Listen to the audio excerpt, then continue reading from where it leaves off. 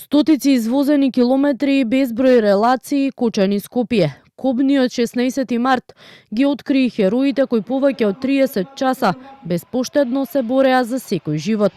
Тимовите на итната медицинска помош. Не знаевме кога сме во Скопје, а кога во Кочани. Гледавме само ротации, слушавме сирени и возевме.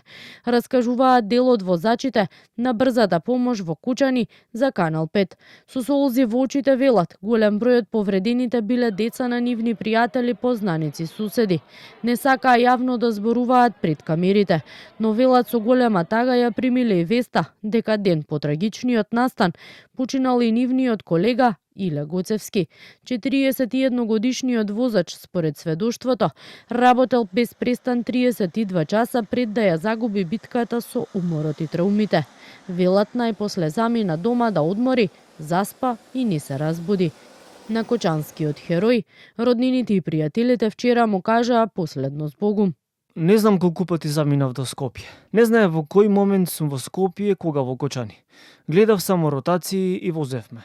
Носевме деца на мои соседи, пријатели. Гледавме сите да ги спасиме. Сите возачи на брзата помош имаа притисок 200 и примивме терапија. Илче тогаш замина. Никој не беше свесен дека тоа ќе се случи. Следниот ден кога го видов комбето, не можев да поверувам што се случувало претходната ноќ.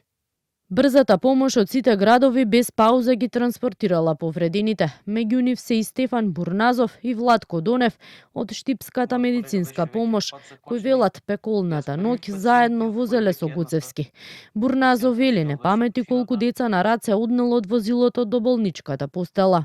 Не сме броеле колку пати сме били за Скопје и за Кочани, едноставно битното беше да се спасат луѓето и децата кои во тој миг твојот живот го ставаш пред се. Не размислуваш, не си ти во прв план. Трагедија за која нема зборови, мислам, во оваа работа со која сме соочени долго време. Од самото место до болницата во Кочани, за Скопје, за Штип. Гледката на родителите кои бараа кривица во сите. Гледката беше страшна, 3:20. Го добиме први повик, там беме 20 до 4.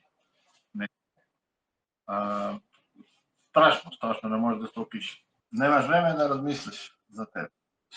Да мислиш дали си. Велат признание за нивната работа добили од министерот за здравство Арбен Таравари, кој велат им признал дека работата на возачите неретко е потцената и во сенка на медицинскиот персонал. Колегите од итната медицинска помош, но и голем број граѓани на социјалните мрежи бараат хероите како Гоцевски да добијат биста во срцето на Кочани како признание за пожртвуваноста и посветеноста кон професијата.